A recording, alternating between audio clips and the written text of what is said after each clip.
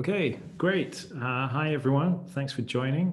Welcome to Vimo and Black Friday. I'm going to make a start now. So here we go.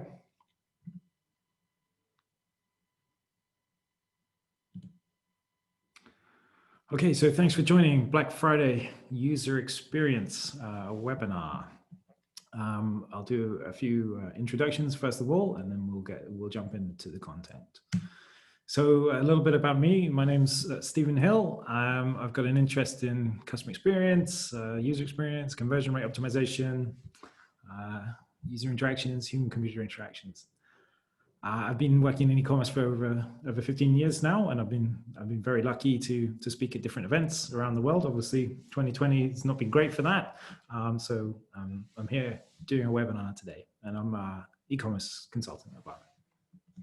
I've been very lucky to work with some wonderful brands over the years in a number of different verticals, all with Vimo. So yeah, wonderful opportunities for me. And just very quickly, I'm not a sales guy, but Vimo is a full service digital commerce agency driving success in digital commerce with the global coverage and the local presence. So yeah, I'm guessing you've all heard of us because you've joined the webinar, so that's great.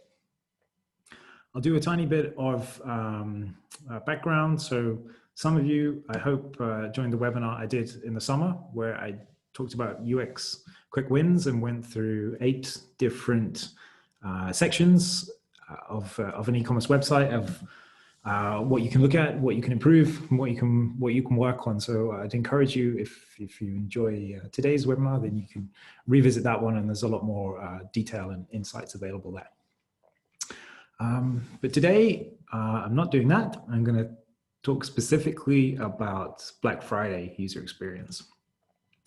So what's going to be included in today's talk? Well, I thought about this, and there's a lot of different areas, but I think number one, I'm going to talk about site speed. So I'm going to go into a bit of detail around that and why that's important in Black Friday. I'm going to talk about offer visibility and how that helps, and I'll also talk about checkout simplicity. So those are the kind of 3 important areas of user experience I wanted to look at for Black Friday, and I'll probably spend about 10 minutes on each. So hopefully we'll wrap this up in 35 minutes or so. So let me jump in and give a bit of background first and talk a little bit about why we're all here and why we're all interested in Black Friday. So here you can see this is Google Trends for the UK. I apologize, this is UK focused, but 2014 was the first year where there was really kind of consciousness in certainly in UK and maybe Western Europe around Black Friday, that it was a real thing.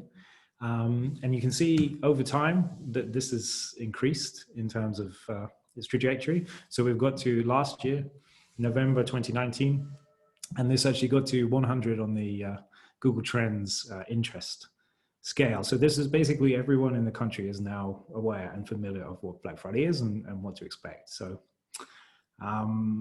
what's interested in this is, and if you saw my colleague's Nick Bennett's webinar last week talking about Black Friday operations, we're seeing an upwards trajectory here, and 2020 looks set to be an unprecedented year. I mean, particularly with COVID, with store closures, with the general reluctance to go on the high street.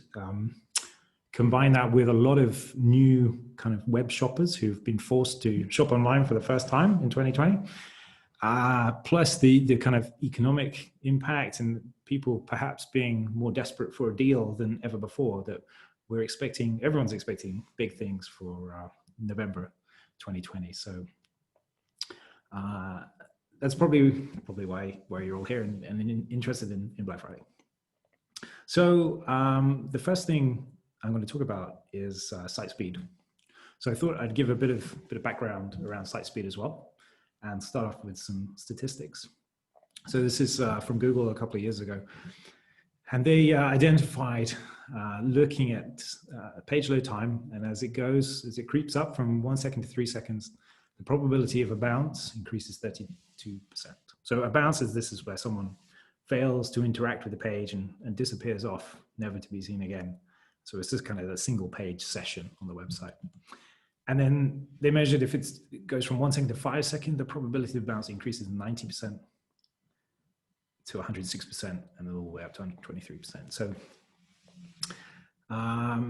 what's important to consider here is the effects of this are amplified on Black Friday. People's attention spans are shorter than ever.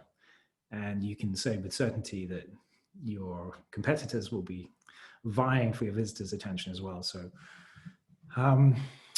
combine that with not only looking at bounce, how likely someone is to leave, but this is some data from Cloudflare last year. You can also correlate data in terms of page load time and conversion rate. So here, 2.4 seconds, there was an average of 1.9 conversion rate, 3.3, 1.5, 4.2 less than 1, and over 5.5, looking at 0.6 conversion rate. So obviously these are high level generic numbers, but the data is there and the principle is solid. So even things like average order value increases the faster the site, average order quantity increases the faster the site. So yeah, it's really clear. Site speed is something we should be looking at. So not only does Google give preference to faster sites, they also penalize sites that load slowly. And page speed is a major ranking factor for search now. And not just SEO, but also paid search, Google Ad Network, but not just Google as well. Facebook have openly said that they will prioritize faster sites and penalize slow sites, same with Instagram. So this is not just one thing that affects one channel. This is everywhere. And particularly when it comes to mobile search, people's attention spans are even shorter on mobile. And there's probably 10 or so different apps on your phone, all vying for your attention. And also combined with current generation expecting a site to load incredibly quickly because they're used to Google and they're used to Amazon, and they haven't had the experience of waiting all evening for one song to download. There's a different mindset. So Google is doing this and penalizing sites that load slowly, but we also know that users will penalize sites that load slowly too. And even if you interview people, they will say, actually, I don't mind too much. The data shows that people give up. People don't wait around. They don't have time and they don't want to wait. So this is from Google, 53% of mobile users leave a site when it takes more than 3 seconds to load. And then there was a famous report that Amazon shared about latency and how they worked out that every 100 milliseconds of latency costs them around 1% in sales. And so you can directly connect speed to revenue. And this is amplified in the pressure cooker that is the Black Friday period. Now, you could have, like Amazon, a team of people working all year round, shaving milliseconds off page load time because you could justify it in the returns, but that's not realistic for 99.9% of people and companies. But I thought, instead of banging on about how important site speed is, let's talk about what we can do to improve it. And obviously there are many different areas. So the challenge I've had is how to identify which are the big rocks that we can tackle. So let's talk about that. And so the first area I'm going to talk about is images. Now, this is usually the number one kind of contributor to slow websites. And this is where the majority of gains can be made for most people. So there is lots of stories of clients when left alone with a content management system, they will upload beautiful 10 megabyte retina ready images, high resolution, completely inappropriate and not fit for purpose, looking at a 5-inch screen with about 400 pixels wide. So The number one, the first step would be to crop them, to resize them, to reformat them, and to compress them. So here's my compressing animation. And once that is done, there's huge gains that can be made just through refactoring images alone. One area which I wanted to highlight in this, which is becoming increasingly prevalent, is the format WebP. Now, I hope some of you, all of you, are familiar with this, but this utilizes both lossy and lossless compression formats. So this is, in terms of image formats, it's relatively new, but it has been around for quite a few years. But these images can be up to 30% smaller than JPEGs without a quality gap. So WebP is being used by a lot of big players already. For example, Facebook. All those images inside the Facebook app are all WebP images, even though people aren't familiar with it. That's how it's working in the back end, and it's purely because of speed. So I'll just give a quick example of WebP. So here's imagine this is an image from an e-commerce retailer selling fire. This is a JPEG, and this is a WebP example. Now, to the human eye, these are indistinguishable. And when you look at the file sizes, you might say, oh, okay, so the WebP is slightly smaller. Both of these are going to load incredibly quickly, regardless of my connection. But when you look at it in Excel, when you look at the numbers, actually, this is a 33% saving on the image size. And it's not impossible or implausible to have 20, 30, 40 images on one page, on a category page. And similarly, there's thousands of pages on the website, and we've got clients with thousands and hundreds of thousands of products. And if you can save around 30% in image size on every one of those, the bulk of the page is often the megabytes made up from images. So this is a huge opportunity, and I think adoption is growing, and I think we're going to see more and more of this. So that's one of my tips. If you can, investigate this.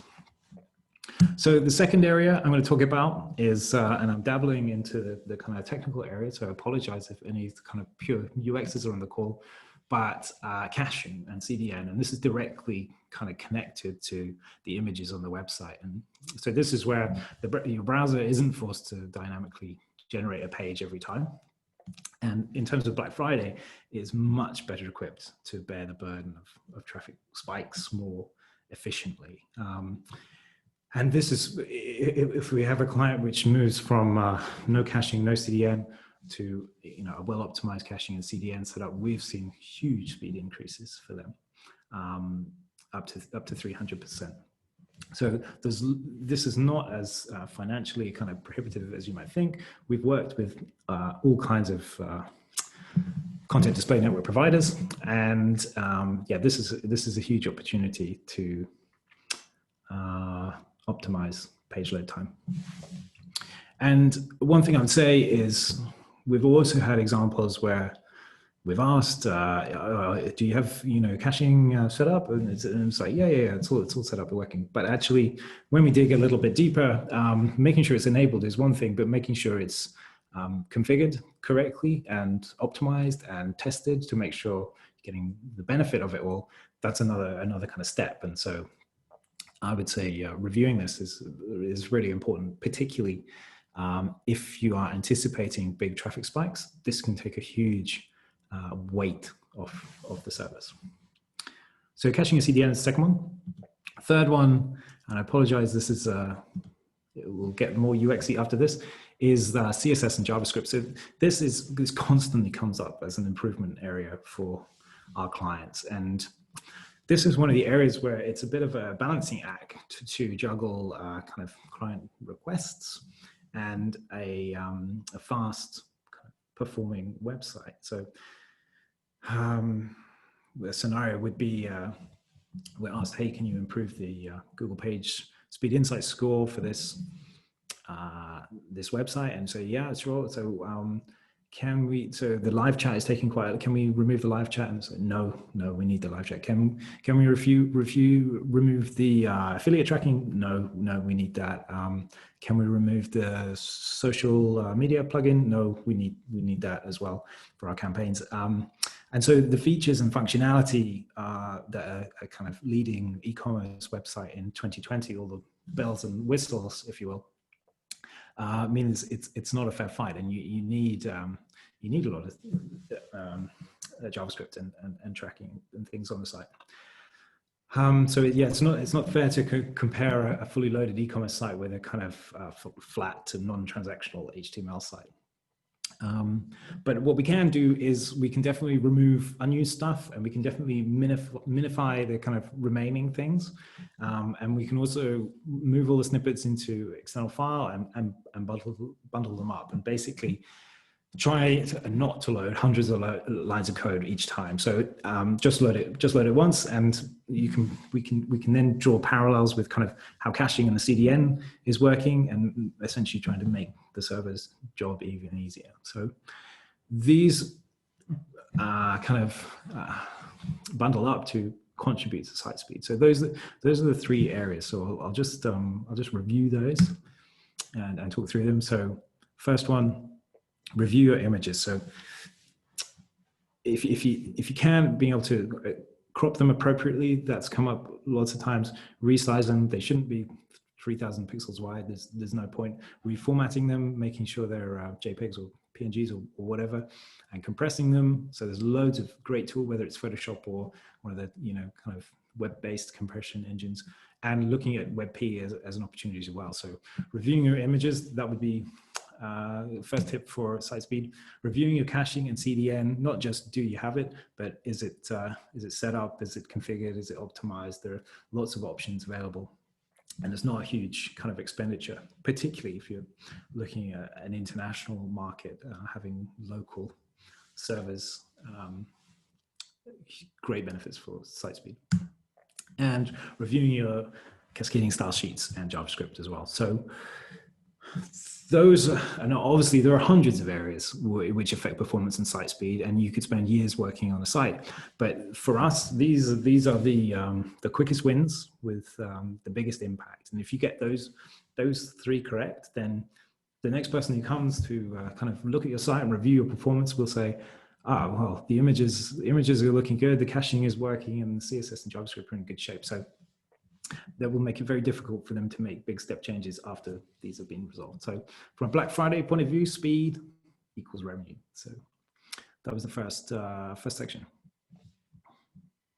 And speed, I'll just before I move on, website speed is the very first chance to make a good impression. So it's your first kind of UX hurdle. If the site is too slow and visitors are already agitated and less likely to trust you, less likely to like you, less likely to buy from you.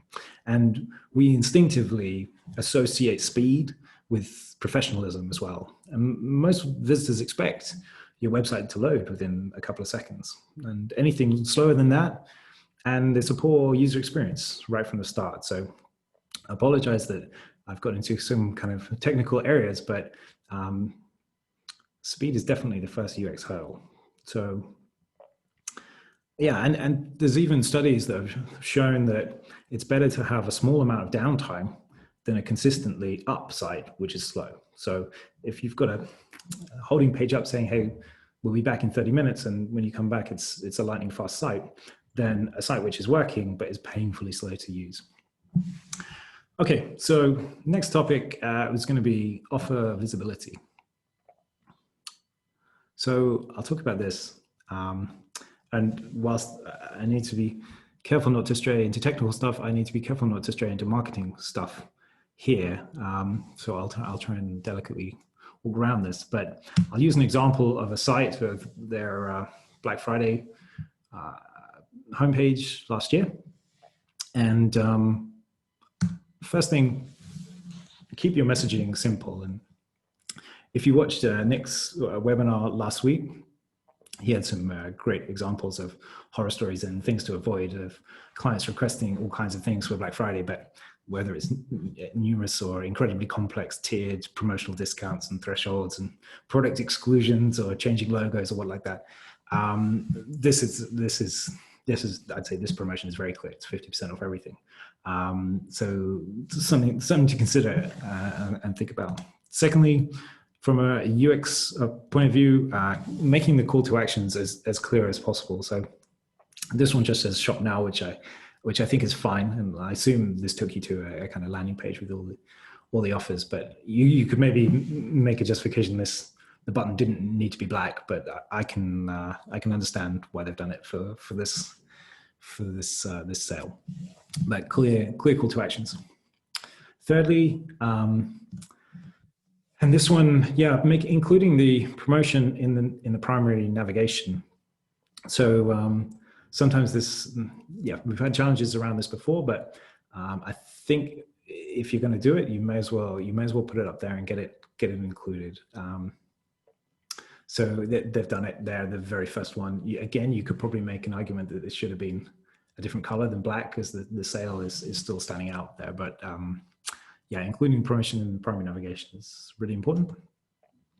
Next one, and an obvious one, is moving the key messages and making sure that all the information is above the fold, and they've done that here. It's very easy to do on desktop, admittedly, but yeah, having it up there with the USPs above the fold, really important. Next one, making sure that the promotion is also included in the search area. So whether it's showing promotions in the search box or pushing products or offers on the search results page, that's a great place to include it too. And then finally, I've included just a line saying go big. So if you're going to do Black Friday, if you're going to embrace it, take part in it, you may as well go for it and do something big. Even people like Apple, the kind of brand custodians, they let their hair down for Black Friday and embrace it. And there's a general consumer expectation that this is the time to do a deal. Now, it might not be true. There might be better deals throughout the year, but yeah, there's customers' expectations that this is going to be it. So admittedly, it depends on your brand and your kind of position in the market, and these things should be used sparingly. If you're doing kind of countdown timers every week, then these will have little effect. But if it's used little and often, then yeah, Black Friday is a great opportunity to embrace it. So that's a kind of summary for offer visibility. And if I had to kind of compact that down and give you an overview summary, I'd say review all your landing pages, home pages, making sure the messaging is clear and the copy is on point and there's no confusion over what you're promoting and what you're offering. Review your navigation, including the search and the primary navigation and the categories, making sure the Black Friday promotions are included there.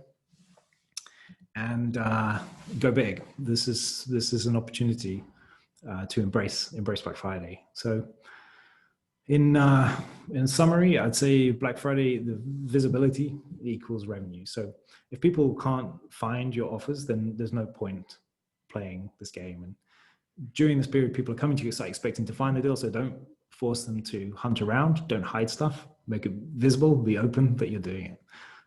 So yeah, Apple's a good example. They don't do stuff the rest of the year, but they're going to do something, and they will not hide it. So next section is going to be checkout simplicity.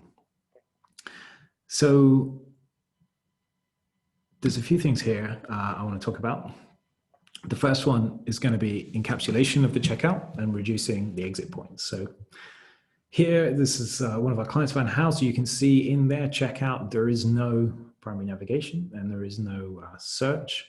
There's also removal of kind of pop-ups and banners and anything that is distracting. And during Black Friday in particular, keeping visitors laser focused on checking out is really important. So I've got another example, the On Running site, and here they don't even have a click link to go back shopping. They've just got the logo and enter your email address. So this almost feels like you're transported to a different site where there's no way out and you've already kind of mentally committed to buying. And the more you can stop distractions creeping in, the better. And this is this has been tested repeatedly over the years and has proven to kind of simplify checkout and improve conversion rates. So particularly for Black Friday, let's make sure that's done. If you're pushing people to register, and I know this is a constant battle between the kind of marketing and e-com departments, then make it easy, make it painless, and give them options. The more we can simplify this, the better.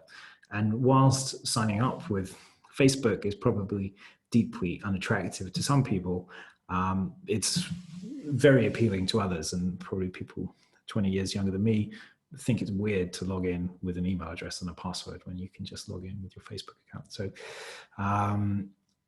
yeah, and to kind of counter that, I would say always allow, I guess, checkout in Black Friday. This is really important.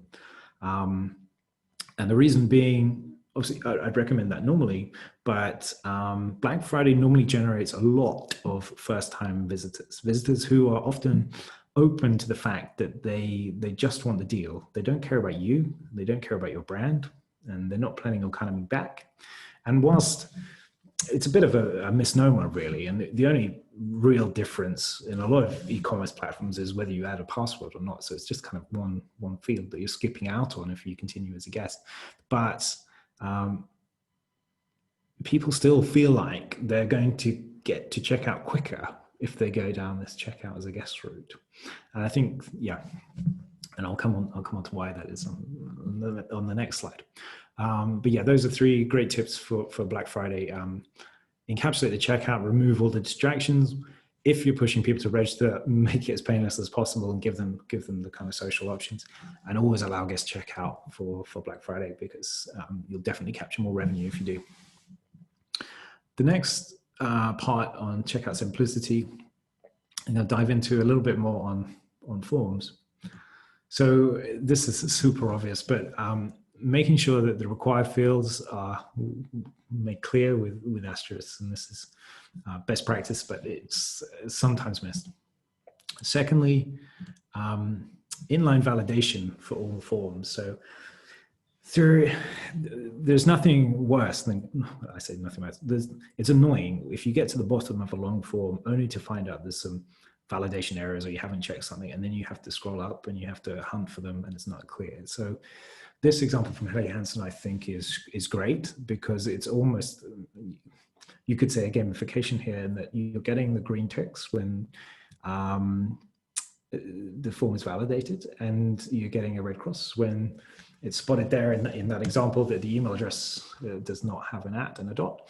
And so it's giving me, so it's beautifully clear of what I need to focus on and how I can progress. It's a very, very nice example of good UX in checkouts and in forms. So use inline validation for all forms in Black Friday, that will make a difference. Reduce the number of fields. And this, I think, ties back to the point I was making about people not wanting to register. So this is a very clear kind of one page. This is all the forms that are required. But things like date of birth, things like gender or interests or titles or whatever, the more fields you present, the higher the chance you have of failing. And this has been repeatedly tested, that the less fields in checkout, the better. So using the bare minimum is always kind of recommended. And then fourth one, using the correct keypads. And again, this is annoying if it's wrong and it just feels right, or you don't notice it if it works. But when I'm typing my name on the card, then I get the QWERTY keyboard. But if I'm going to type in the card number, then I get the numerical keypad. So really simple stuff. But again, it's these kind of minor annoyances that when the Black Friday amplification is happening, these can trip people up and annoy them and abandon basket. Then I've got one more bit. So I want to talk a little bit about checkout and the future, basically. For anyone who has Apple Pay and Google Pay installed on their phone and has used it, you'll know this just feels like the future. And yes, entering details manually should always be an option, but for the majority of the people, for the majority of the time, there on mobile, and there are some constants there. So my email address is a constant, my card details are a constant, and my delivery address is pretty constant. And these can all be pre-selected and can all be ready to go. So once you use this, it's difficult to go back to the idea of I have to enter my address details, I have to enter my billing details, I have to enter my card details. I need to sit down to do this. This is going to take me 5 minutes, kind of thing.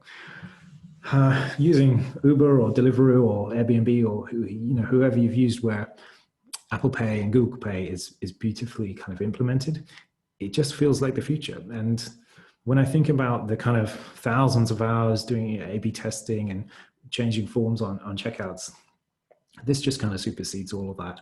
And this is something, if you're not offering it this year, then offer it next year. Mobile commerce is here to stay, and these guys are the leaders. And so I would say, try to implement, whether it's just Apple Pay or Google Pay, or if you can get them all, then the more the better. So this is an example from ASOS. The more kind of payment options you're able to offer, the better. So here, obviously, I can add a credit card, debit card, Visa, MasterCard. I can do PayPal. I can do Amex. I've also got a Klarna where I can pay later, or I can divide the payment into 3, or ClearPay, or I can divide the payment into 5. So this helps. This absolutely helps. And particularly with high average order value items, being able to pay later or pay in 3 installments. This is, ASOS has seen massive gains because of Klarna. So this is a really, really good thing. If you get the opportunity to do it for Black Friday, the more options you can offer in terms of payment, the better. And similarly, this is a screen grab from my Amazon account. So I think I've probably had an Amazon account like a lot of people for 20 years, and every single address I've ever sent something to is saved in there. So similarly to Apple Pay and Google Pay, talking about some constants, my card details and my delivery details in there just makes it easier. So if I want to send something to my my sister or a friend or my parents or whatever, I know their details are in there, and it's just going to lead me towards signing up and using them rather than anyone else, because I don't want to have to enter the details. So yeah, those are 3 options.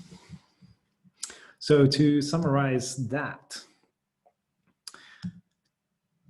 checkout simplicity, offering guest checkout on Black Friday, really useful, really important, even though on paper it shouldn't make much of a difference, but the psychology of it is that it does.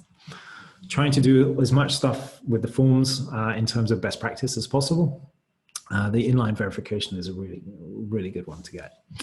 And then the mobile payments options. So the save data and mobile payment options. These will all greatly help for Black Friday. So the conclusion of this is simplicity on Black Friday will equal revenue too. I have a few extra bits. One which I'll just run through quickly, which might be of interest or might be of relevance. So a few best practice things which I want to mention. So there's no point doing the nice stuff if there's broken stuff on your site, and nothing will kill your conversion rate more than a part of your site which is broken. So prioritize fixing the broken stuff. And I'm not talking about minor bugs, I'm talking about properly broken stuff. So fix all your broken stuff first. Do everything mobile first. Forget about the other devices. Everyone has a phone on them all the time. Everyone has their card details on them. This should be the premier experience. So design it in mobile first, test it in mobile first, and expect people to use it in mobile first. And this is only going to grow. So do everything mobile first. If you've got data, then look at it. There will be some gold in there, and as Nick spoke about last week, is really important. If you're lucky enough to have done Black Friday the last few years, then you can get a huge amount of insights from that. So look at the data you have as well.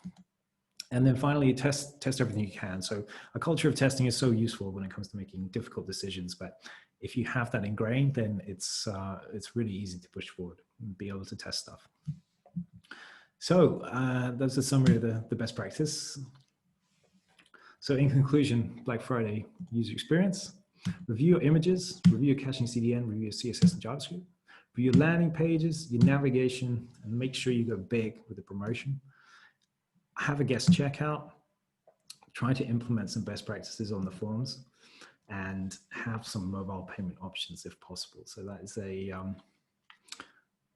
very quick high-level overview. Now, obviously there's hundreds of things you could do. So what I've tried to do is pick out 3 areas where you can see big gains in a short space of time. So speed, visibility of offer, and the simplicity of the checkout. These are crucial things to get right. And I hope so. That's the last slide, and I hope that's I hope there's been some useful stuff, some interesting stuff, and also if you were lucky enough to see Nick's webinar last week, I hope that covered the kind of technical operation side, and this is more front-end user experience side. So I'm happy to do any questions. I think I've got 2 already. So one is when should I start preparing for Black Friday? So that's yeah, difficult to say depending on the kind of maturity of the business and if you've done it before. But certainly, I think we've got 6 or 7 weeks before Black Friday this year. So that is some time left. I think ideally you'd start a couple of months before, but some people plan 12 months before. So difficult to give an exact number, but there's definitely some things you can implement. And obviously I would encourage you not to do anything in the couple of weeks before, to have some kind of code freeze and make sure the site is stable and you're prepared for that. Another question was, how many of these tips are actually relevant to Black Friday, or are they for promotions in general? So I'd say none of these things, all of these things could be utilized for any sale period, really. Whilst Black Friday is just that kind of pressure cooker environment where the stresses and strains of the website are put under pressure. But no, it's all relevant all of the time. If you're doing a lot of sales or promotions, this can be used anytime. So I've got a question, part 1 of the video. So I think my webinar from the summer is definitely on YouTube, and that can be shared. And Nick Bennett's operations webinar, similarly, that's also on YouTube, is my understanding. But I think this recording will be shared afterwards, along with the material which I've used. So you will get sent all of that as well. So no, don't worry about that.